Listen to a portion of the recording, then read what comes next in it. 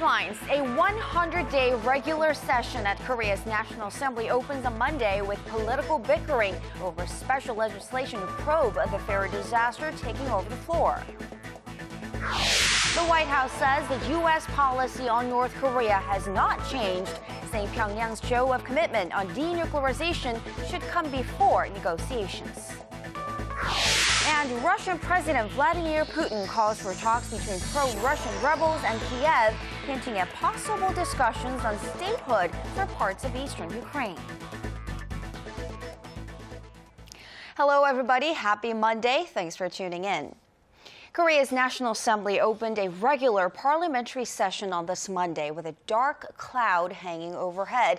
They have a long list of bills to go through and pass, including an all-important budget review, but the rival parties can't get out of first gear unless they pass a much contested bill on April's ferry disaster.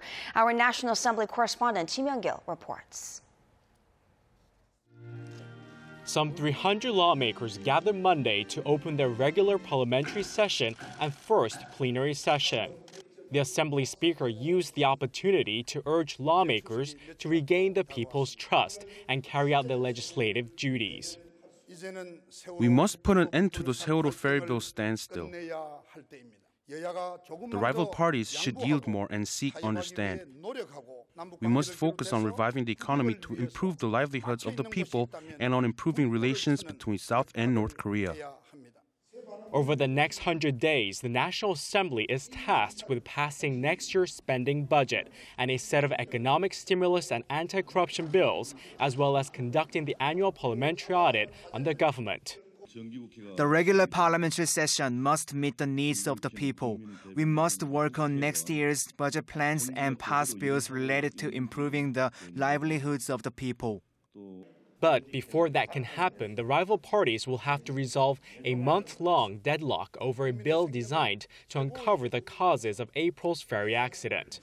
Extraordinary sessions were held in July and August, but not a single bill was passed amid the bipartisan wrangling.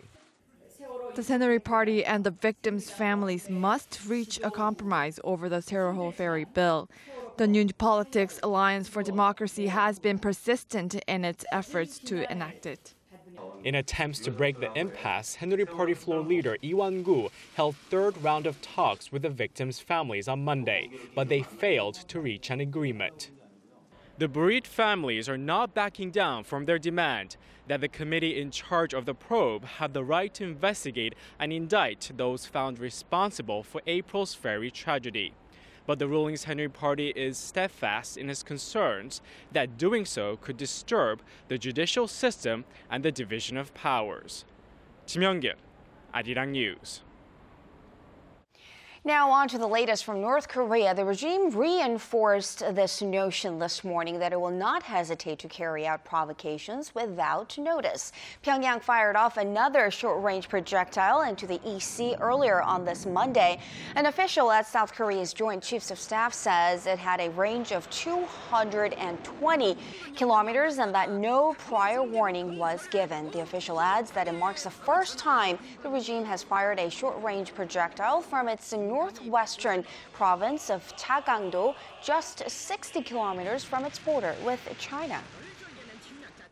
Recent South Korean media reports of a U.S. official making a trip to Pyongyang have many wondering if Washington has changed its North Korea policy. The White House says no, but could there be subtle signs of a slight shift? Choi Yoo-sun tells us more. Washington is sticking with its policy of not engaging with North Korea just for the sake of holding talks. In a written statement to South Korea's Yonhap News, National Security Council spokesperson Patrick Van Trell said the U.S. is open to dialogue with the North, but will decide on re-engaging with the regime based on its actions and not words. By actions, the spokesperson said Pyongyang would need to show it's sincere about ending its nuclear weapons development and that it's ready to fulfill past commitments.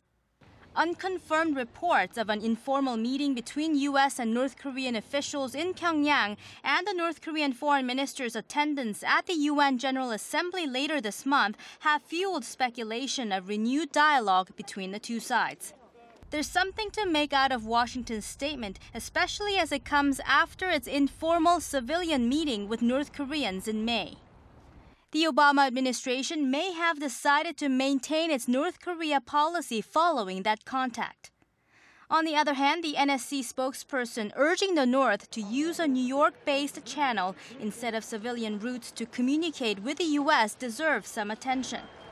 Washington's soon-to-be-appointed six-party talks envoy Sidney Seiler, the post in charge of the New York channel, could seek to better utilize it.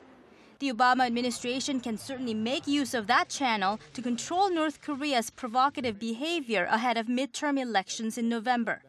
And the three Americans detained in the North, widely speculated to have been the purpose of the reported trip to Pyongyang by an American official, could force the U.S. to seek negotiations.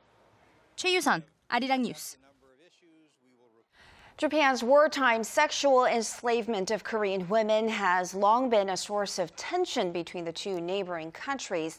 And a Japanese professor says public sentiment on this issue has plunged in Japan following what's perceived to be Seoul's rejection of Tokyo's efforts to make amends. Hwang Sung-hee has the story. Japan has done its best to resolve the issue of its wartime sexual enslavement of Korean women, and the Japanese public will not allow for fresh apologies or a higher degree of compensation than was already given. That's the grim outlook put forward by Yasuaki Onuma, a professor of international law at Meiji University and the former director of the Asian Women's Fund. Set up by the Japanese government in 1995, the fund collected private donations and sent compensation to 364 former comfort women in Taiwan, the Philippines, the Netherlands, and Korea, each of whom received roughly $30,000. The government also provided direct funding for medical care for the recipients and issued hand-signed letters of apology from then Prime Minister Tomichi Murayama. In a recent interview with a group of Korean reporters in Tokyo, Onuma said hardline Korean civic groups were largely responsible for the current impasse.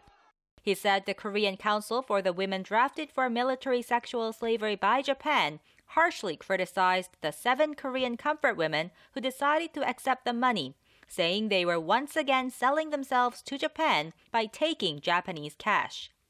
Onuma ruled out a revival of the Asian Women's Fund, pointing to the icy public sentiment in Japan. He said many Japanese people feel the country put its greatest efforts into resolving the comfort women issue and was rejected by Korea, adding that similar actions will not be allowed amid the current nationalistic tide in Japan.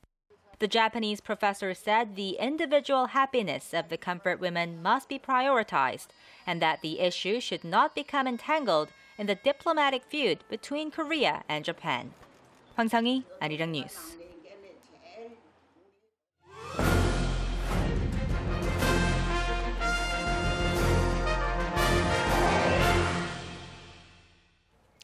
There's lots of talk about going eco-friendly and carbon-free nowadays, and the EV market is definitely one of the most eyed markets in the process of going green. What's stopping many of us from driving off in one is price, so costs need to be cut somewhere. Our Hwang Jie has this week's Industry Insight. Electric cars are still too pricey compared to their counterparts relying on combustion engines that few want to buy one. The key to slashing the price and luring more consumers to this emission-free auto market is cutting the costs of the battery, which accounts for 40% of the car's total price. So could the electric car era hit anytime soon? Take a look.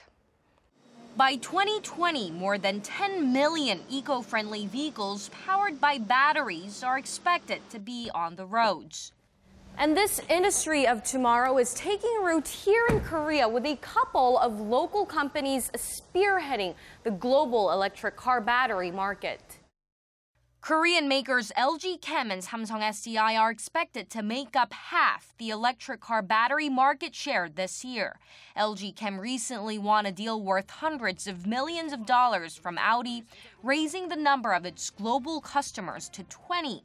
They include General Motors, Ford, Renault, and Hyundai. Samsung SDI supplies batteries to BMW. Japan was the pioneer for electric car batteries, but experts say Korean firms are better positioned at this point. The competitive edge of local battery makers has strengthened since developing batteries for mobile phones and other home appliances. Based on that, they're now building up their technology for batteries in electric and hybrid vehicles. Battery life is not necessarily the main stumbling block anymore. Companies already have the technology to develop a battery that can run around 320 kilometers on a single charge, more than enough for a normal daily drive for most commuters. But the key in building a big enough electric car market is driving down the price. So the name of the game is to secure a system of mass production, and little wonder battery makers are vying to strike deals with as many automakers as possible as their customers. The electric car market is still in its early stages, so once battery makers establish business relationships with automakers, it's likely to continue for decades. It's important to secure deals, although they might face losses for now. The race to win more customers is heating up. The biggest competitor, Panasonic, has teamed up with American electric car maker Tesla to build a massive battery factory in the U.S. It's a big leap by the Japanese battery maker, and the fierce rivalry should ensure the era of electric cars will come sooner than we ever thought possible. Hwang Ji, Arirang News. Samsung Group's shipbuilding and engineering units have announced that they are merging before this year's end as the country's top conglomerate Samsung is speeding up its restructuring drive. Samsung Heavy Industries and Samsung Engineering say they will proceed with the merger with a stock ratio of 2.36 Samsung Heavy Industries shares per 1 Samsung Engineering share. Both units say this will provide a synergy effect in designing, purchasing, and managing onshore as well as offshore plants. The company hopes the mergers to be completed by December 1st will boost their revenue to a combined $40 billion by the year 2020, up 60% from last year. For the latest in news that impacts Korea and the world, join Kang Chae-ri for a lively half hour that covers politics, business, international news, and much more. Live at 8, every weeknight on Arirang TV. Human Rights Council headquarters in Geneva on Thursday, finding ways to Korean exports slipped a bit last month from a year earlier. The Trade Ministry says outbound shipments stood at $46.2 billion in August. That's down 0.1% on year. The drop was attributed to a fewer number of working days and less output in the auto sector due to summer vacations. Imports went the other direction, though, last month, up 3% to nearly $43 billion, putting the trade surplus for August at more than $3 billion. A majority of listed companies here in Korea turned in poor performances in the first half, both in terms of sales as well as profits. Numbers compiled by the Korea Exchange show the sales of nearly 500 listed firms edging down 0.1% on year in the first half to $894 billion, with their operating profits also down nearly 12%. The exchange operator partly attributes this disappointing figures to lower than expected sales of Samsung Electronics' Galaxy S5 smartphone model. Samsung logged slightly more than $100 billion in revenue in the first half, down 4% from last year, while its net profit shed 7% on year. The operating income of this tech giant, Samsung Electronics, accounts for about 1/3 of the benchmark Kospi's total capitalization. Korea's finance minister has urged provincial governments to focus on boosting the domestic economy and supporting people's livelihoods. Minister Choi Kyung-hwan's comments came during a meeting with Seoul Mayor Park Won-soon on this Monday, with Park pledging to cooperate with the central government to boost growth. The two agreed to organize a joint task force team for a development plan that aims to turn the capital's Hangang River area into a major tourist attraction. Achieving gender equality in any country is a tall task, but perhaps an even taller one throughout Asia, where cultural norms can make change difficult. To address this gender gap in this region, a 4-day forum began this Monday in Seoul with more than 24 high-profile women taking part. Our Shin Se-min was there for this report. 25 women from 17 countries who are prominent in their fields have gathered in Seoul for the Asia Women Leaders Program, where the priority will be on addressing gender gaps mainly in the Asia-Pacific region. Astrid Tuminez, who is regional director for Microsoft, opened the forum with a keynote address. In it, she said that having more educated women doesn't necessarily translate into more women leaders, particularly in Asia, because of cultural factors. She called on companies and corporations to take the initiative and invest in women as a resource. Corporations should make the time and space and give the resources because they can't afford not to. Why can't corporations afford not to? First, there is a shortage of human talent, a shortage of human capital. And as the labor force shrinks, you are going to have to draw your talent from the women. According to a recent report by the Korean Women's Development Institute, which is hosting the forum, Korea's lagging female economic participation rate over the past 13 years has amounted to $192 billion in social costs. And while Korea has invested in trying to narrow the gender gap in the workplace, one of the forum's participants says instituting change goes beyond a set of policies. Government funds and support systems should not just be announced. They must be implemented and permeate a company's culture. Companies should not just follow these policies. They must also consider the distinctive characteristics of women. An understanding and thoughtful culture should be implemented. The chairman of Industrial Bank of Korea says guaranteeing a balanced work life for women will eventually become a great asset that will increase the nation's competitiveness globally. Shin Se-min, Arirang News.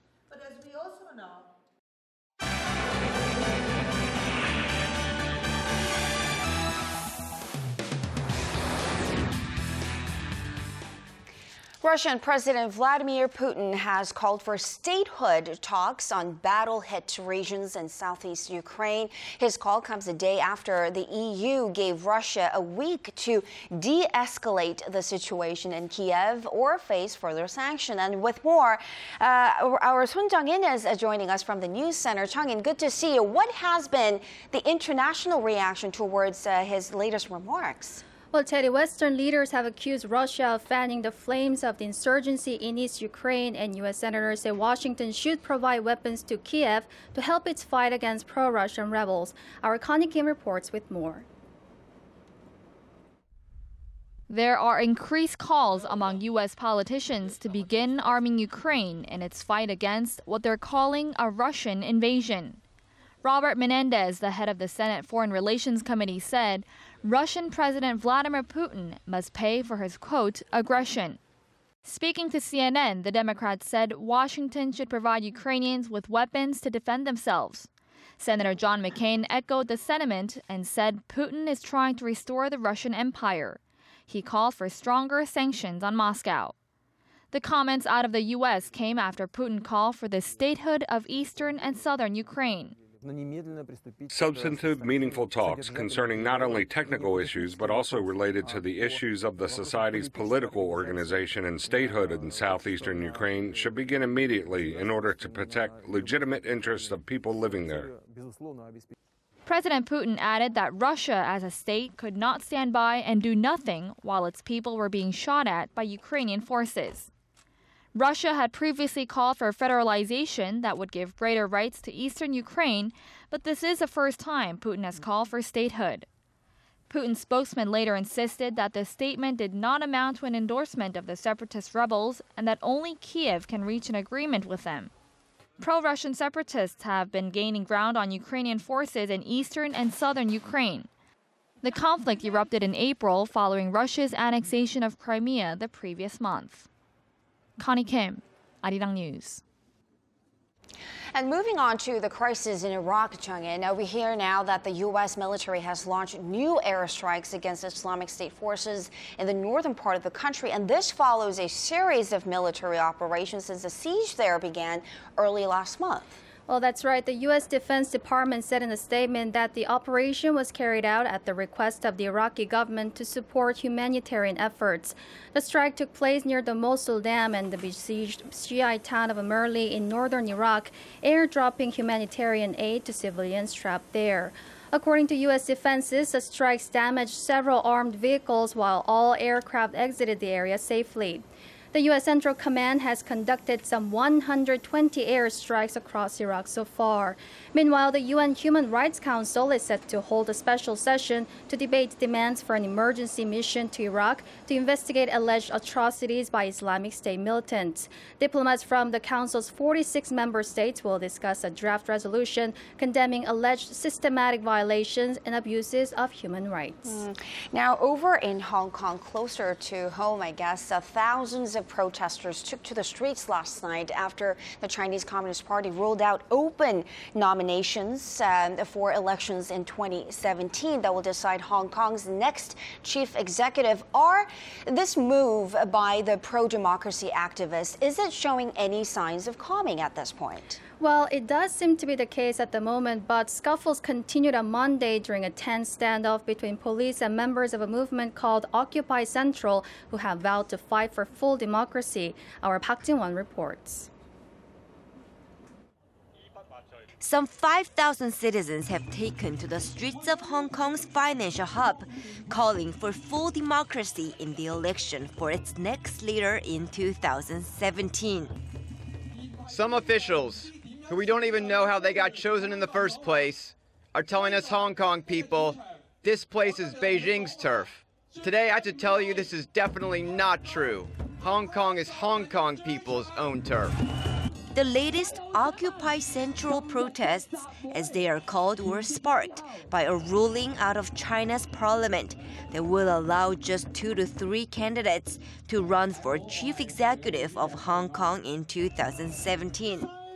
All of the candidates will first need to gain majority backing from a nominating committee, meaning it will be almost impossible for opposition politicians to even register as candidates. We have to voice out that we don't agree with the Chinese government's decision. We want democracy. We want to want a fair system to protect the environment of Hong Kong. Despite the protests, current Hong Kong chief executive is defending Beijing's decision, saying it is a milestone of democratic reform. Universal suffrage for the CE election through one person, one vote by Hong Kong people is not only a big step forward for Hong Kong, but also a historic milestone. The Occupy Central protesters see it another way and have promised mass protests against the decision out of Beijing in the weeks and months to come. Park Ji-won, Arirang News. And finally, Chung-in, we reported earlier that the iPhone 6 very well could be unveiled at Apple's media event next week. And now we're hearing that the American tech giant Apple is making headway on its plans to turn its best-selling gadget into a mobile wallet. Yes, that's right. Bloomberg, citing unnamed sources, has reported on Monday that Apple is in talks with Visa, MasterCard, and American Express to partner in its mobile payment system. It would conceptually allow users to pay with their phone at the cash register using NFC technology and the phone's fingerprint recognition reader. So all eyes will be on Apple, and if it reveals the details of this system on September 9th. If true, Apple will still need to convince U.S. retailers to adopt the technology where it enjoys the largest market share. Teddy? If it's true, it will be certainly going along with the trend, I guess. Chung-in, thank you so much for those stories. Good to have you with us, and we'll see you again in just about 2 hours.